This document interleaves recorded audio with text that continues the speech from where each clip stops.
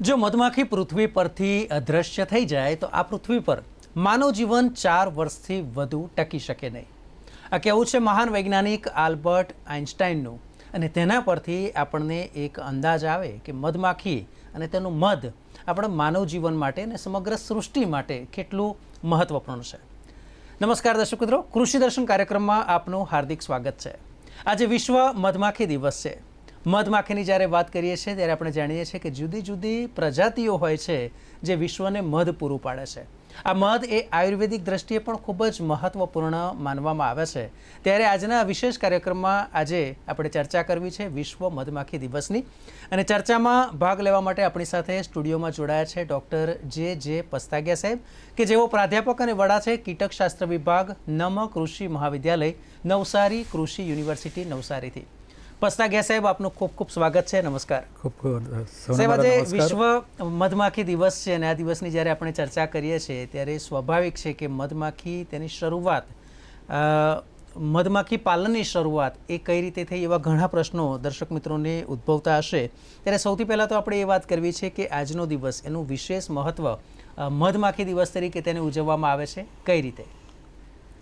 18મી સદીમાં સોલ્વેનિયા નામના દેશમાં એક મહાન મધમાખી પાલક થઈ ગયા જેનું નામ હતું એન્ટોના જોન્સા. એમનો જન્મ 20મી મે 1734માં થયો હતો. તો એમની કામગીરીને બિરદાવવા માટે સાથે સાથે આ મધમાખી અને અન્ય પરાગનયન કરતા કીટકોનો આપણા પર્યાવરણમાં ખૂબ જ મોટો ફાળો છે, તેનો આભાર માનવા માટે.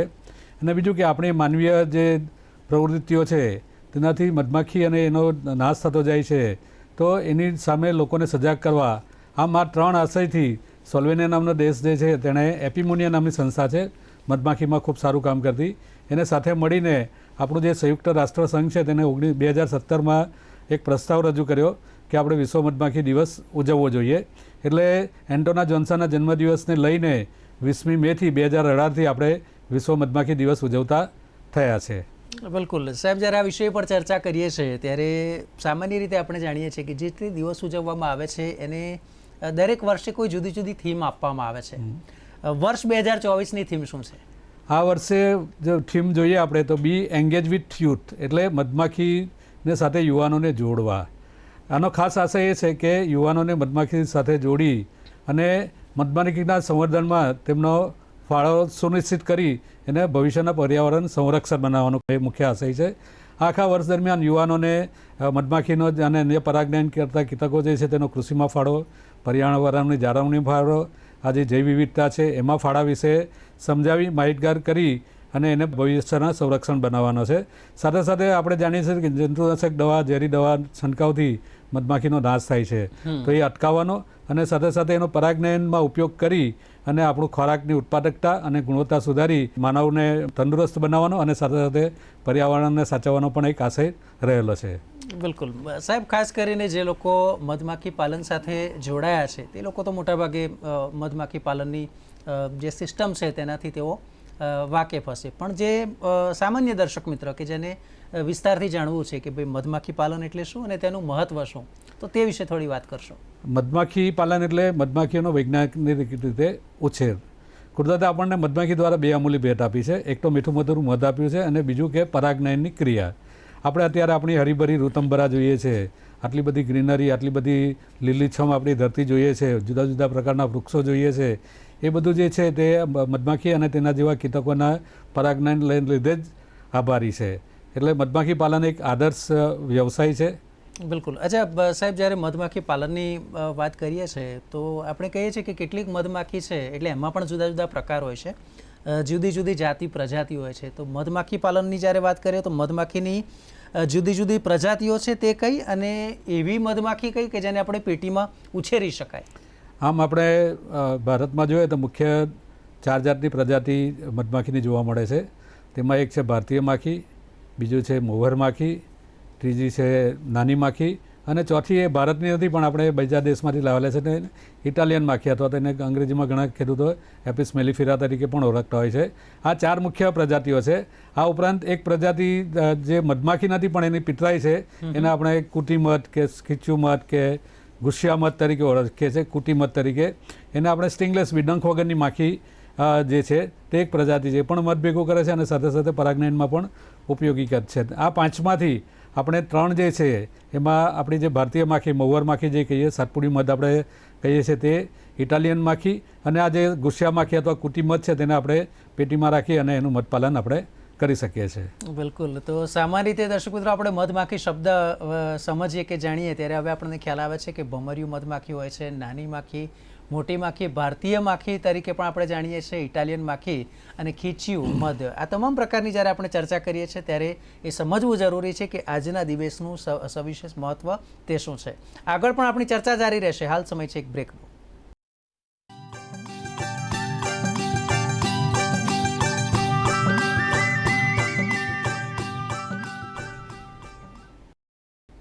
તો બ્રેક બાદ આપનું સ્વાગત છે દર્શક મિત્રો. આજે વિશ્વ મધમાખી દિવસ છે ને આ વિષય પર આપણે ચર્ચા કરી રહ્યા છે. ખાસ કરીને મધનું મહત્વ અને તેના માટે મધમાખીનું મહત્વ શું છે તે આપણે સમજી રહ્યા છે અને ડૉક્ટર પસ્તાગિયા સાહેબ આ વિશે આપણને માર્ગદર્શન આપી રહ્યા છે. સાહેબ, ચર્ચાનો દોર આપણે આગળ વધારીએ.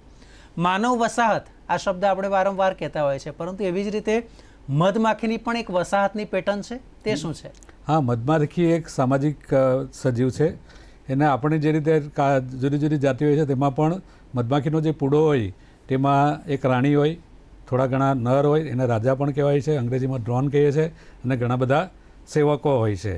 તો આ જે રાણી ખરી તેનું મુખ્ય કામ ઈંડા મૂકવાનું હોય છે, જ્યારે નર માખી જે છે ડ્રોન એનું મુખ્ય કામ સંવર્ધન કરવાનું છે, અને ચાકર માખી જે છે તે મુખ્યત્વે બીજા બધા જે મધપૂડાના મધ લાવવાનું, પરાગ ભેગો કરવાનું, મધપૂડાની અંદરની રહીને જુદા જુદા કાર્યો કરવાનું કામો એ કરતી હોય છે. બિલકુલ. એટલે સાહેબ આપણે જે પ્રમાણે વાત કરીએ, આપણે ધારો કે પેલો એક સેટ હોય આખો, જે તે નગર હોય, એક રાજા હોય, રાણી હોય અને નગર સેવકો હોય, અને એવી જ કંઈક પ્રવૃત્તિ, કામગીરી એ આપણને મધમાખી પાલનમાં જોવા મળે છે. બિલકુલ. સાહેબ, મધમાખી દ્વારા કયા કયા ઉત્પાદનો મેળવી શકાય જે આપણને ખૂબ જ ફાયદાકારક સાબિત થાય? આપણને સામાન્ય રીતે મધમાખી પાલન કરતા હોય તો મગજમાં એક જ વસ્તુ યાદ આવે કે મધ જ મળશે, પણ એવું નથી. મધ પણ મળે છે આપણને, એની સાથે સાથે મીણ પણ મળે છે. મધમાખી જે પરાગ લઈને આવે છે તે પરાગ પણ આપણે ભેગું કરી શકીએ છીએ. બીજું કે જે ઇટાલિયન માખી જે છે તે એક ખાસ પ્રકારનો ગુંદર જેવો પદાર્થ લઈ આવે છે, તેને પ્રોપોલિસ કહીએ છીએ. તે પણ આયુર્વેદિક દ્રષ્ટિએ ખૂબ જ, અથવા તો આરોગ્યની દ્રષ્ટિએ ખૂબ જ ઉપયોગી છે. મધમાખી જે રોયલ જેલી જે છે તેનું પણ ઉત્પાદન કરી શકીએ છીએ. અને સાથે સાથે જે મધમાખી આપણને શરીરમાં ડંખે છે ત્યારે ડંખમાંથી જ રહેલું જે તત્વ છે તે પણ આપણે એની વૈજ્ઞાનિક પદ્ધતિ છે એ પ્રમાણે આપણે એને પણ ઉત્પાદન આપણે કરી શકીએ છીએ. બિલકુલ. એટલે આટલા રીતે આપણને મધમાખી માત્ર મધ એ એક જ પર્પઝ નથી. બરાબર. સાહેબ, પરાગનયન આ શબ્દ વારંવાર ઉપયોગમાં આવે છે. પરાગનયન એટલે શું, થોડું વિસ્તારથી સમજો. ખાસ કરીને આપણે જ્યારે પણ મધમાખીની વાત કરીએ ત્યારે આપણે મધની જ વાતો કરતા હોઈએ છીએ અને પરાગનયનની વાતો આપણે ભૂલી જતા હોય છે. ખરેખર મધમાખીનો મધ ઉત્પાદન કરતાં પરાગનયનમાં ખૂબ જ મોટો ફાળો છે. આપણે જાણીએ છીએ કે પરાગનયન એ જે ફૂલો ધરાવતી વનસ્પતિ છે એમાં ખૂબ પ્રજનનની અગત્યની ક્રિયા છે. પરાગનયનમાં ફૂલના પુકેસરમાંથી પરાગરજ સ્ત્રીના સ્ત્રીકેસરમાં જાય છે. તો સામાન્ય રીતે ડાંગર અને જે ઘઉં જેવા પાક છે તેમાં સ્વપરાગનયન છે, એટલે એની પરાગ એ જ ફૂલના સ્ત્રીકેસર પર જાય છે. જ્યારે કારેલા છે કે બીજા વેલાવાળા શાકભાજી જે છે કે એમાં નર ને માદા ફૂલ જુદા હોય છે, તો અથવા તો ઘણીવાર શું થાય કે ફૂલમાં જે હોય કે એની જ પરાગ એ જ ફૂલના સ્ત્રીકેસરને કામ નથી લાગતી, તો એવા કેસમાં પરાગને લઈ જવા માટે કોઈક વાહકની જરૂર પડે છે. તો આ વાહકમાં ખાસ કરીને કીટક, અને કીટકમાં ખાસ કરીને મધમાખી છે તેનો ખૂબ જ ફાળો રહેલો છે. બિલકુલ. સાહેબ, જ્યારે આપણે પરાગનયનની આપ વાત કરો છો તો મધમાખીનો પરાગનયનમાં કેટલો ફાળો ગણી શકાય? આમ જોઈએ તો મધમાખી જે છે તે ખાસ કરીને પરપરાગનયની પાકો જે છે, કુલ 85% જેટલા પાકો આપણા પરપરાગનયની છે. તો 85% પરપરાગનયની પાકો છે. તો એની આર્થિક મૂલ્ય જો જોવા જઈએ તો અમેરિકાએ એક એસ્ટિમેટ કર્યો છે કે વિશ્વમાં 7 થી 75 અબજ ડોલરનો એનો કુલ પર્યાવરણ પરાગનયનમાં એનો ફાળો છે. વિવિધ પાકોમાં જોઈએ આપણે તો વેલાવાળા શાકભાજીમાં 30 થી 50%, લીચીમાં 10,000% જેટલું, પછી સફરજનમાં 7,000 જેટલું, કાંડા જે ડુંગળી આપણે જે કહીએ તેનું જે બીજ ઉત્પાદન કરે તેમાં લગભગ 7-8 હજાર જેટલું ઘણું એટલે પરાગનયનથી એ થાય છે. ખરસાણી જે છે તેમાં લગભગ 170-175% જેટલું, રાયડો છે તેમાં પણ 35-40% જેટલું ઉત્પાદનમાં વધારો મધમાખીથી થાય છે. પરંતુ અત્યારે પરિસ્થિતિ એવી છે કે ધીમે ધીમે આ મધમાખીની વસ્તી ઘટતી જાય છે. હવે મધમાખી પરાગનયન નહીં થાય અને વસ્તી ઘટે તો ઉત્પાદનમાં ઘટ આવે છે, અને એ ઘટ આપણને ખબર નથી પડતી.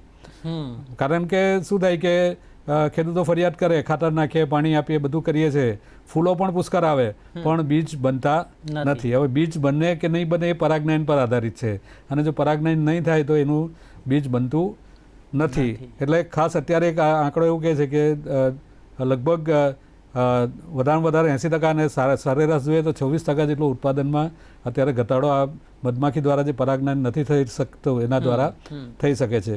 બીજું કે પરાગનયનના ફાળાની વાત કરીએ તો તમે જે વાત કરી કે આઇન્સ્ટાઈને કીધું છે કે ભાઈ પૃથ્વી પર મધમાખી નહીં હશે તો 4 વર્ષમાં આપણે પણ નહીં આવીશું.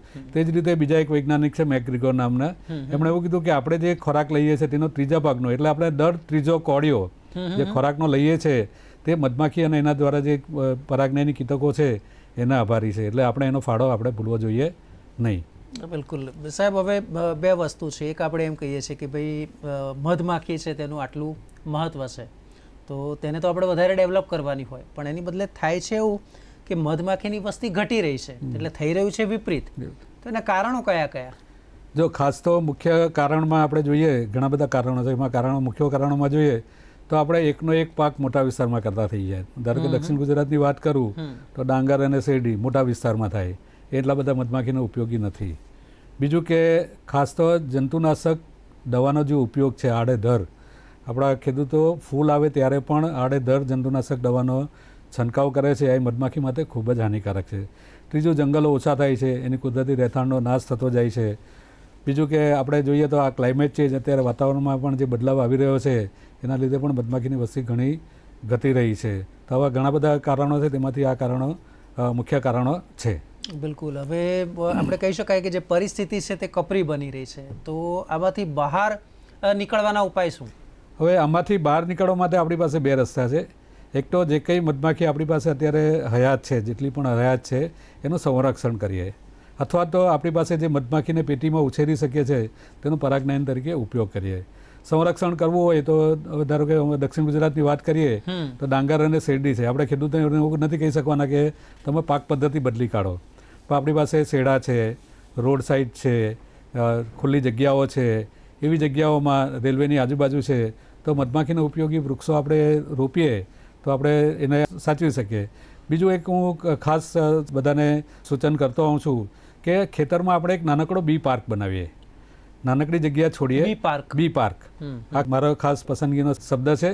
બી પાર્ક બનાવીને એમાં આખું વર્ષ આપણે મધમાખીને ઉપયોગી એવા છોડ અને એને વાવીએ કે જેથી મધમાખીને આખું વર્ષ ખોરાક મળતો રહે, તો એ પણ કરી શકાય. ત્રીજું કે ખાસ કરીને ખેડૂતોને મારે સલાહ આપવી છે કે જંતુનાશક દવાનો જે છંટકાવ આપણે કરીએ છીએ, આડેધડ છંટકાવ કરીએ, તો મહેરબાની કરીને આપણે ના નથી પણ જરૂર હોય ત્યારે જ છંટકાવ કરીએ. અત્યારે પ્રાકૃતિક ખેતીની વાત કરીએ છીએ, ઓર્ગેનિક સજીવ ખેતીની વાત કરીએ છીએ, તો એવામાં પણ ઘણા એવા આપણા છે તેને આપણે ઉપયોગ કરી શકીએ. ખાસ કરીને ફૂલ આવે ત્યારે આપણે છંટકાવ નહીં કરવો જોઈએ. જે પાકમાં જરૂર લાગે તો ફૂલ આવે તે પહેલાં જ આપણે દવા છાંટી દેવી જોઈએ. બિલકુલ. બીજું કે ભૂકીરૂપ દવા જે છે તે નહીં છાંટવી જોઈએ. ઘણીવાર આપણે દવા છાંટવા જઈએ તો શું થાય કે નિંદામણ હોય તો નિંદામણમાં ફૂલ આવેલા હોય, તેમાં પણ જંતુનાશક દવા જો છાંટીએ તો એમાં પણ મધમાખી આવતો હોય તો એને અસર કરી શકે છે. બીજું કે સામાજિક વનીકરણ યોજનામાં પણ આપણે આપણી પાસે જે કંઈ ગામતળની કે જગ્યા હોય તેમાં એવા વૃક્ષો વાવીએ કે જે મધમાખીને ઉપયોગી હોય, તો એને પણ આપણે તો આ રીતે આપણે મધમાખીનું સંવર્ધન આપણે કરી શકીએ. બિલકુલ. એટલે દર્શક મિત્રો કહી શકાય કે જે મધમાખી છે તેનું સંવર્ધન કરવું એ આપણા હાથમાં છે. અને સાહેબે એક બાબત બહુ સારી કીધી કે જ્યારે ફૂલ આવતા હોય તે સમયે બિલકુલ કોઈ પણ પ્રકારનો દવાનો છંટકાવ ના કરવો જોઈએ, તો તેને કારણે જે મિત્ર કીટક છે તેને તેનો લાભ મળશે. આગળ પણ આ વિષય પર આપણી ચર્ચા યથાવત રહેશે. હાલ સમય છે એક બ્રેકનો.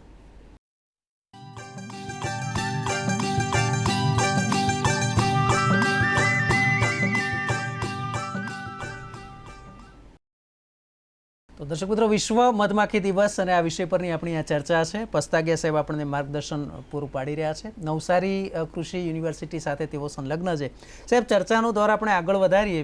પરાગનયન સાથેની જે વાત છે તે તો આપણે કરવી છે, પણ એક આપણે કલ્પના કરીએ કે જો મધમાખી ઉછેર કરવામાં આવે, મધમાખી પાલન કરવામાં આવે તો એ લાખો યુવાનોને રોજગારી પણ પૂરી પાડી શકે છે. કઈ રીતે?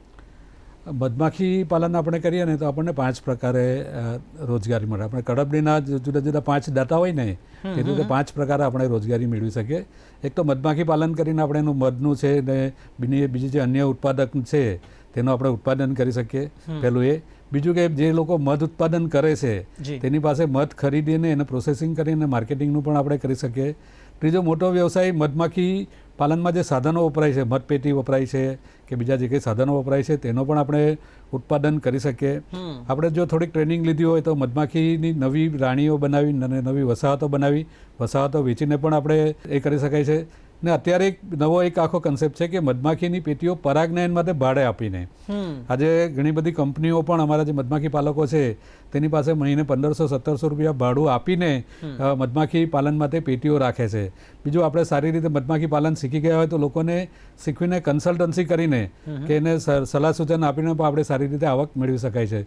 ને બીજું કે એક ગણતરી એવું કહે છે કે જો 10,000 બી મધમાખીની પેટીઓ રાખીએ આપણે ઇટાલિયન માખીની તો લગભગ 1546 લોકોને આપણે રોજગારી આપી શકીએ છીએ. તો આ એક રોજગારીનું પણ ને આખા આપણે ભારતમાં જોઈએ તો એટલી બધી મધપેટીઓની જરૂર છે કે આ જો આંકડો આપણે જો ગણી અને મૂકીએ તો લગભગ 3 થી 4 લાખ લોકોને આપણે સહેલાઈથી રોજગારી આપી શકીએ એમ છે. સાહેબ, જ્યારે આપણે આ રોજગારીની વાત કરી, યુવાનોને પણ આપણે તેમની સાથે જોડવાની વાત કરીએ છીએ, તો એક બાબત આપણને એમ થાય કે કોઈ વિશેષ પ્રશિક્ષણ કે એવું જરૂરી છે કે એ માટે તેણે ગ્રેજ્યુએટ કરેલું હોવું જોઈએ કે કદાચ આપણે કહેવાય કે 1-2 મહિનાની કોઈ તાલીમ કોર્સ હોય ને એના માધ્યમથી પણ તેઓ તૈયાર થઈ શકે એવું ખરું?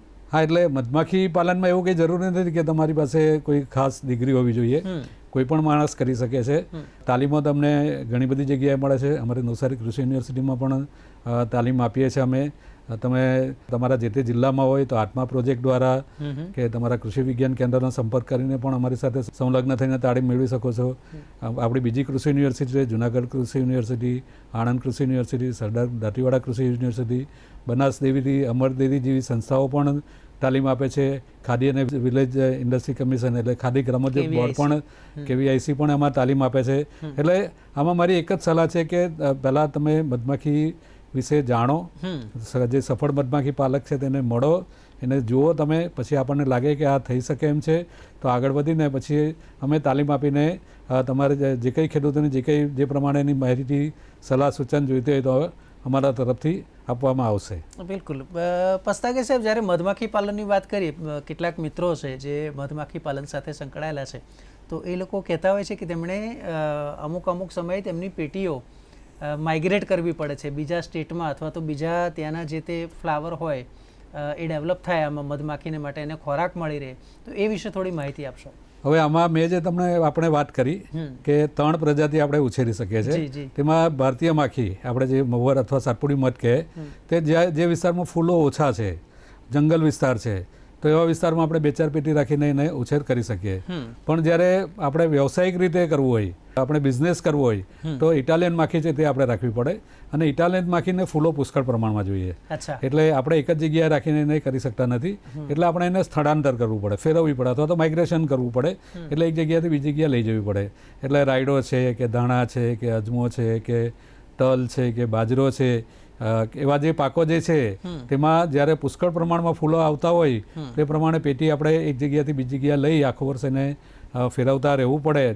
નાળિયેરી છે તેવા પાકોમાં આપણે એને ફેરવતા રહીએ તો આપણને એમાંથી મધ આપણને સારા પ્રમાણમાં મળી શકે. અને ઓછામાં ઓછી શરૂઆત જો કરવી હોય ઇટાલિયન માખીથી તો 50 પેટીથી આપણે શરૂઆત કરીએ તો એને થોડું અર્થસક્ષમ આપણે કરી શકીએ. બિલકુલ. સાહેબ, ઘણીવાર આપણે જ્યારે બજારમાંથી મધ ખરીદતા હોઈએ છીએ તો 2 શબ્દનો ઉપયોગ હોય છે, જેમ કે એક છે અમારું મધ છે અહિંસા મધ છે, બરાબર? તો આજે હિંસા કે અહિંસા એ મધમાં કઈ રીતે લાગુ પડે એ વિશે થોડી માહિતી. અહિંસક મધ એટલે આપણે જ્યારે મધપેટીમાં મધ ઉછેર કરતા હોય ત્યારે મધમાખીની એક ખાસિયત હોય કે ઉપરના ભાગમાં જ મધ ભેગું કરે અથવા તો સાઈડની જે ફ્રેમ હોય એમાં જ મધ ભેગું કરે. તો એ મધ જે ભેગું કરેલું હોય તેમાં કોઈ પણ જાતના અંદર એના ઈંડા, ઈયળ કે કોસેટા હતા નથી. આપણે જે પેટીમાં ઉછેરેલું જે મધ હોય તે આપણને ચોખ્ખું મળે. જ્યારે આપણે જે મોટી માખી અથવા મલમરી માખી કે નાની માખીનું જે મધ હોય છે તો મધ જે એના જે પારનાળા હોય છે તે શું કરે કે નીચોવીને બધું મધ આપણને આપતા હોય તો એની સાથે ઈંડા, ઈયળ, કોસેતા પણ એમાં મિક્સ થઈને આવવાની શક્યતા છે. પણ જ્યારે આપણે મધમાખી પાલન કરતા હોય અને ખાસ કરીને ઉપરનું જે ચેમ્બર મૂકીને સુપર ચેમ્બર આપણે કહીએ છીએ અમારી ભાષામાં, એ મૂકીને એમાંથી જો મધ લેતા હોય તો એ અહિંસક મધ છે, એમાં આપણે એક પણ મધમાખીને મારવી પડતી નથી. એટલે જે પેટીઓમાં થાય છે તેની વાત કરીએ તો તે અહિંસક છે એવું કહેવાય? હા, કહેવાય. બિલકુલ. બીજું કે અત્યારે એક ગુસ્સા મધ છે કે કુચી મધ છે તેની પર પણ અત્યારે આપણા ગુજરાતમાં એનું પ્રચલન વધી રહ્યું છે. નેટ હાઉસ ગ્રીન હાઉસમાં પણ એનું મધ ખૂબ જ ઓછી માત્રામાં હોય, 100-150 ગ્રામ 200 ગ્રામ જેટલું જ મળે, પણ ખૂબ જ આયુર્વેદિક છે. પણ એ નાના ઘરમાં આપણે ઘરના બારણે પણ રાખી શકીએ. તો એના પણ અત્યારે અમારા પ્રયત્ન એ દિશામાં પણ ચાલુ છે કે આપણે લોકોને એ પેટીઓ પણ પૂરી પાડીએ. બિલકુલ સાહેબ, ચર્ચા તો આપણી એટલી સરસ ચાલી રહી છે, એમ થાય કે હજી વધારે ચર્ચા કરીએ, પણ સમયની મર્યાદા છે. પણ અંતમાં જ્યારે મધમાખી પાલનની વાત કરીએ છીએ, રોજગારી સાથે સાંકળીએ છીએ, તો એ વિશે આપનો સંદેશો દર્શક મિત્રોને ખાસ આપજો. મારે ખેડૂતોને એક જ સંદેશ આપવો છે કે ખાસ કરીને આપણે મધમાખી પાલન કરીએ કે નહીં કરીએ, પણ મધમાખી જે આપણી ઘટતી જાય છે, ખૂબ જ ચિંતાનો વિષય છે, એ વધારે ઘટતી નહીં જાય. એટલે મહેરબાની કરીને ખાસ કરીને ફૂલો આવે અને જો મધમાખીની અવર જવર હોય ત્યારે મહેરબાની કરીને દવા નહીં છાંટશો.